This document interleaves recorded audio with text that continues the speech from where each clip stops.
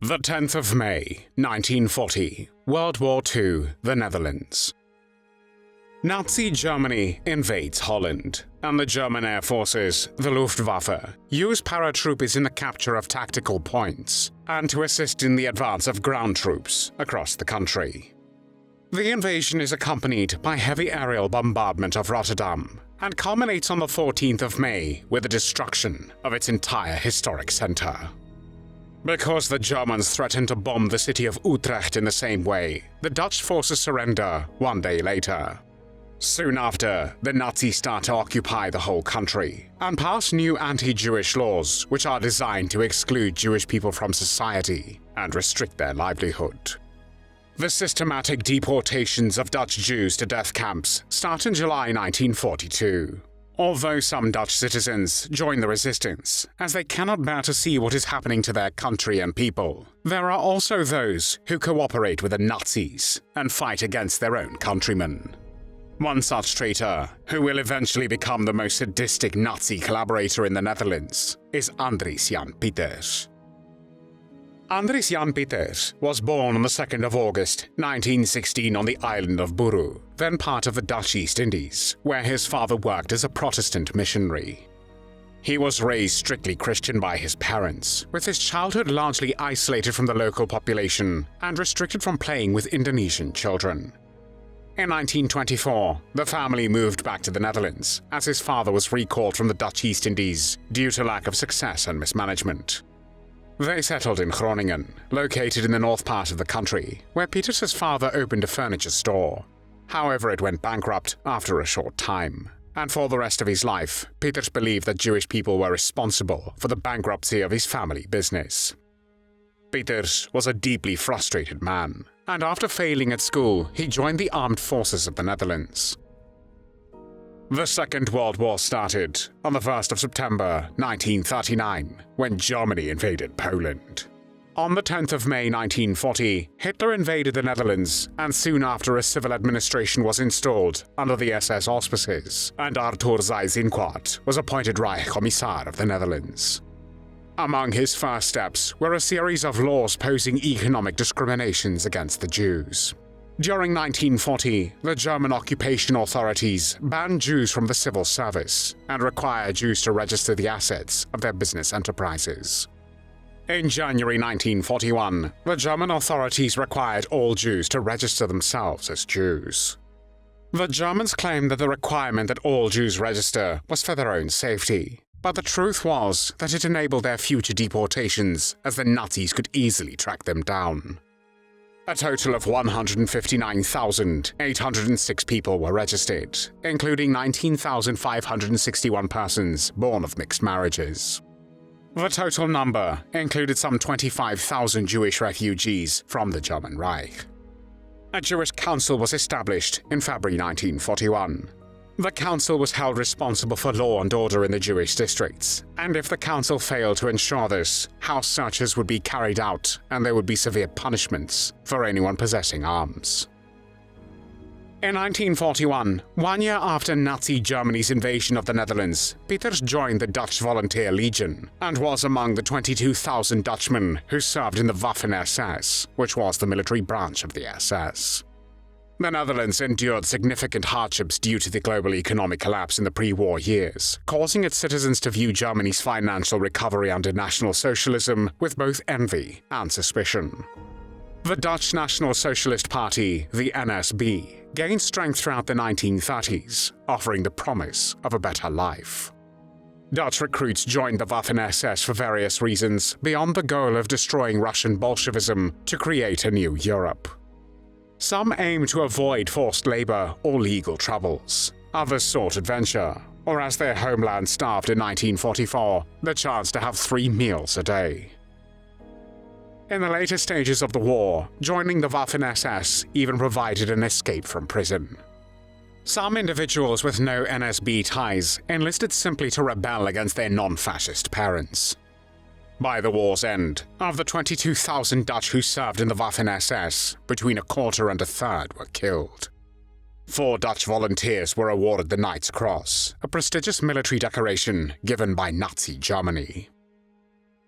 Pieters was fiercely anti-communist, and therefore wanted to fight against Bolshevism. He was sent to the Eastern Front, but near the end of the war, he was wounded. As it became obvious that Germany was going to lose the war, Heinrich Himmler, the leader of the SS, gave orders to small groups of SS members to return to their homeland and start a guerrilla war against the advancing Allies. Pieters was given free rein by Himmler to do whatever he deemed necessary to fight against the enemy.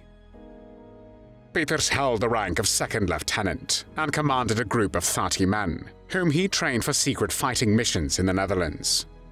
Pieters' unit, called Kommando Zeppelin, or after Pieters' code name Kommando Steinbach, relocated to the Netherlands, and on the 6th or 7th of April 1945, requisitioned Groot Engelenburg Castle in Brummen, located in the eastern part of the Netherlands, as their headquarters. There, they immediately began to crack down on the local resistance, and based on tips from other SS units and the Nazi Secret Service, Pieters' men arrested several dozen alleged resistance fighters within a few days. These detainees were brought to the castle's basement, which had been converted into a prison, where they were then severely tortured by the SS men. The prisoners were beaten with rubber truncheons, poked with heated fire irons, and had burning candles pressed against their bodies. The commando also tortured their victims by striking their toes and fingers. In some cases, they would even bind the prisoners' genitals to impede blood circulation. Pieters was present during the torture, and in one instance, he himself drove a roughly 9-centimeter-long nail under a man's big toenail. Pieters and other members of his unit were also sexual deviants, and if their torturous methods did not suffice to get information out of their victims, they would rape them. On the 13th of April 1945, the unit left Brummen in the face of advancing Canadian troops. Before their departure, they executed 8 prisoners, whose bodies were found in the water of the moat surrounding the castle.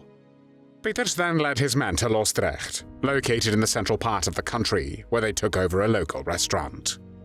In the surrounding area, the unit captured a total of 33 people, including a Jewish family hiding from the Nazis. The group continued its brutal torture, showing particular cruelty towards the Jews. Spouses were tortured in each other's presence, and victims were forced to lick up spilt blood from the floor. The 19-year-old son of a family died after being thrown headfirst into the restaurant's cellar. The actions of Pieters and his men were so heinous that even the highest-ranking SS officers in the Netherlands were shocked and repeatedly ordered Pieters to cease his activities and disband his unit. Pieters, however, was so obsessed with his mission that he ignored their orders, citing direct authorization from Himmler. It was on the 3rd of May 1945, 2 days before the Germans officially surrendered all their troops in the Netherlands, that Pieters and others from his commando were arrested. In 1949, Pieters was brought before one of the newly established special courts to face justice for the atrocities that he had committed. Dozens of witnesses confirmed his involvement in the executions and torture. The judges who tried him said that these were the worst crimes they had ever encountered in all their post-World War II trials. Even the Dutch Minister of Justice described the crimes committed by Pieters' group as among the worst during the German occupation. Although Pieters admitted his involvement in the torture, he insisted that the executions were carried out by his subordinates. However, his lies did not help him escape justice, and he was sentenced to death. In total, 154 death sentences were imposed after the war in the Netherlands, and of these, only 39 were carried out. 2 convicts committed suicide, 12 remained fugitives, and because the new Dutch Queen Juliana was a staunch opponent of the death penalty, as many as 101 received clemency. Pieters, who showed no mercy to his victims during the war, desperately wanted to escape the death penalty, and also requested clemency. He pointed to his troubled childhood and said that he acted out of a misplaced sense of duty, believing he was fighting Bolshevism. He added that it was a furious psychosis that led him to torture his compatriots. The Queen, however, refused to overturn Pieters' sentence, stating that his crimes were too severe to show clemency in this case. When Pieters found out that his clemency request had been rejected, he incited a small prison riot, which was quelled only when his lawyer calmed him down.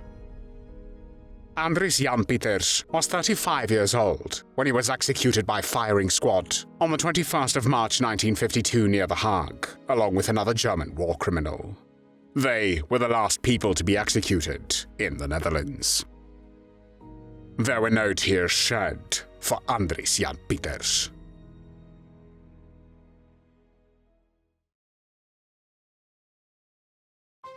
Thanks for watching the World History channel. Be sure to like and subscribe, and click the bell notification icon so you don't miss our next episodes. We thank you, and we'll see you next time on the channel.